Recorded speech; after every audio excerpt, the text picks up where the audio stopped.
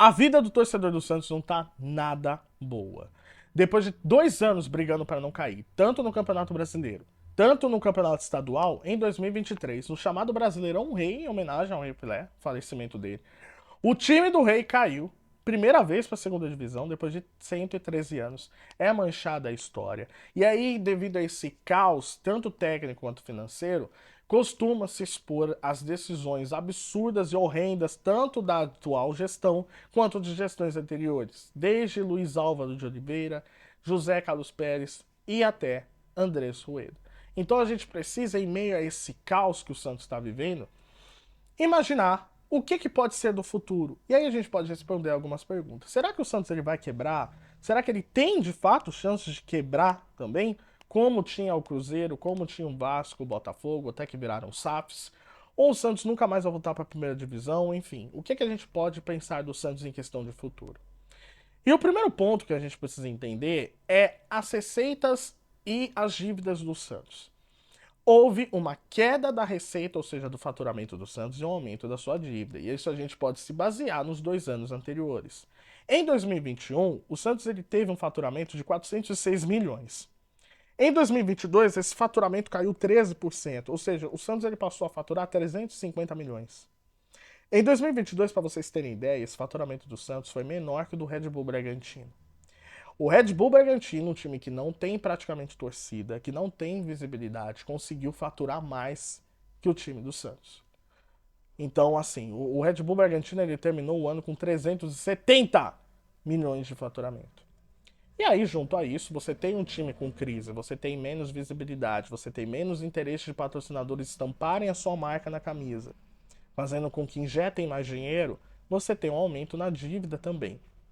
E a dívida do Santos, que em 2021 era de 506 milhões, passou a ser de 520 milhões em 2022. Então você tem um aumento significativo para um clube que fatura pouco. Qualquer centavo que aumenta começa a balançar no seu caixa e começa a sair completamente do controle. E isso tende a piorar muito, principalmente em 2024, por quê? Porque o Santos está fora das principais competições. Ele tá fora do Brasileirão, que é a competição nacional que mais paga. Ele tá fora de uma Libertadores, ele tá fora da Sul-Americana. E inclusive do campeonato que oferece a maior premiação a âmbito nacional, que é a Copa do Brasil.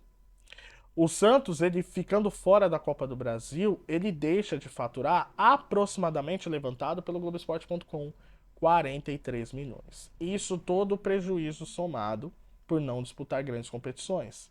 Por que ele não vai disputar a Copa do Brasil? Por quê? Porque a classificação se dá via campeonato estadual. Isso mudou esse ano. E como o Santos há 3 anos ele não consegue passar nem da primeira fase do campeonato estadual, ele deixa de receber esse valor porque ele não disputa a Copa do Brasil. Então, queda na receita de forma absurda. Fora que a perda financeira também se dá devido a uma antecipação feita pelo Andrés Rueda para poder pagar salários atrasados. Então o Santos ele tem 13º que não vai pagar para os jogadores. Ele tinha salários atrasados. Ele teve que antecipar da receita prevista de 2024 para 2023. Só que tem um porém. Na cabeça do Andrés Rueda, o Santos iria escapar. E o Santos, a gente já mostrou que nos últimos 2 anos está tendo uma queda absurda no seu faturamento. Sem essas competições e sem a capacidade de investimento, o Santos vai perder ainda mais. Então estamos falando de um clube que pode estar beirando seu faturamento em 250 milhões e olhe lá. Por quê? Porque como o Santos ele não está na primeira divisão, as cotas de televisão para a segunda divisão também são bem menores. E isso até 2016 era uma outra realidade. Porque o time que caía até 2016 ele recebia a mesma cota, o mesmo valor que ele tinha na primeira divisão. Como a regra mudou de 2016 para cá, o Santos ele vai passar a receber a mesma coisa que o Novo Horizontino receber. Tá? E não interessa se o Premier tá te mostrando o seu jogo, se a Band está transmitindo o seu jogo, a cota vai ser recebida de igual parte. Ou seja, sim, estamos correndo o risco de ver o Santos faturando ali 200, 250 milhões, o que é muito baixo. E fora que esse ano o Santos ele teve uma folha de pagamento de 11 milhões mensais. E isso é complicado por quê? Porque o Santos ele tem a sétima maior folha de pagamento do país. Sim, você que não sabia dessa informação, o Santos ele tem um elenco mais caro que o do Fluminense. Ou seja, é um time extremamente caro, que a gente não sabe por que está pagando para esses jogadores, que você vê que não tem de muito do que tirar tecnicamente desses jogadores, contratos completamente inflados de valores, e a gente não entende por que está sendo pago isso. O Santos ele tem uma folha absurdamente cara para um elenco que não consegue entregar tecnicamente. E aí você já vê que tem uma preocupação absurda também em relação a valores. Por quê? Porque se fosse qualquer um dos outros três grandes de São Paulo, eles têm uma capacidade de captar maior investimento, digamos assim, ou seja, maiores valores. Por quê? Porque eles têm torcida maiores e têm estádios com maior comportação. O Corinthians ele consegue colocar 40 mil torcedores em todo o jogo. O São Paulo ele coloca ali seus 50, 60 mil. E o Palmeiras coloca seus 35, 40 mil também no Allianz.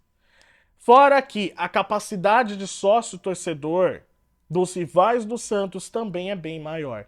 Você tem o Palmeiras com mais de 100 mil de sócios-torcedores e o Santos ele tem apenas a 15ª posição do futebol nacional em questão de sócio-torcedor. Para ser mais exato, o Santos ele tem 31 mil sócios-torcedores. É muito pouco. Para um time que tem um estádio da Vila Belmiro, que já foi considerado um alçapão, que já livrou várias vezes o Santos e aparentemente não está mais usufruindo desse argumento, o Santos ele precisaria no passado ter feito uma reforma na Vila Belmiro e principalmente mudado de lugar. Por quê?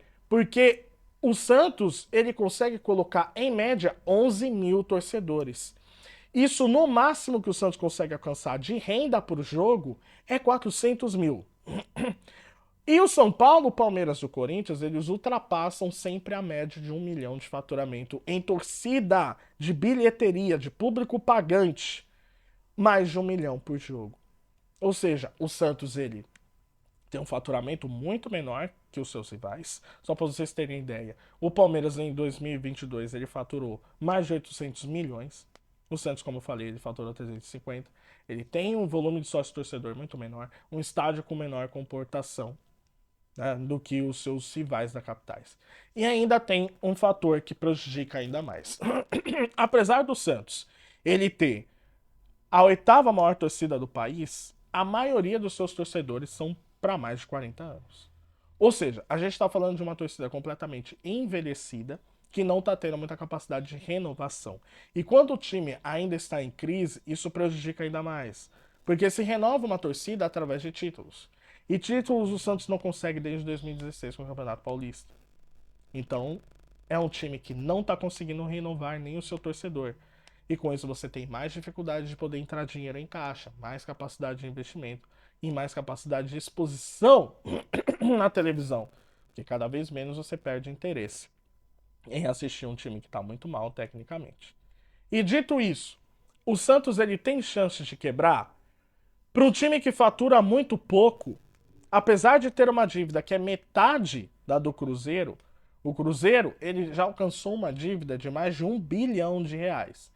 E aí que teve que pedir recuperação judicial, virou uma SAF e entrou o Ronaldo. O Santos ele possuindo uma dívida ali que vai bater daqui a pouco as suas casas de 600 milhões, é uma dívida de fato controlável, porém se o Santos tivesse um volume de faturamento maior. E agora, com a queda da receita absurda, o próximo presidente vai precisar fazer mágica para poder arrancar dinheiro e trazer novos investidores para o Santos. A minha humilde opinião, com base em análises financeiras dos anos anteriores.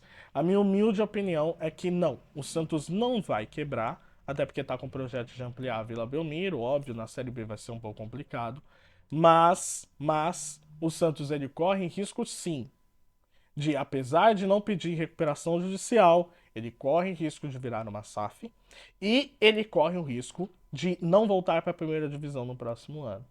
Como eu falei, o Santos com um elenco muito inchado, pagando muito, tendo um nível técnico completamente pífio, porque o Santos ele quase já caiu no Paulista, na Série B, onde ele vai precisar de um elenco de Série B até se acostumar, até botar salários em dia, corre o risco dele ficar fora dos 4 primeiros para voltar para a primeira divisão. Então a minha opinião é que o Santos ele não vai passar por recuperação judicial, mas sim, futuramente ele pode sim virar numa SAF devido a essa distância entre faturamento e dívida, e ele corre o risco de não voltar para a primeira divisão no ano que vem. Beleza? Essa é a minha opinião, gostaria de saber a sua, deixa aqui nos comentários, deixa o like no vídeo, beleza? Tamo junto e até a próxima, valeu!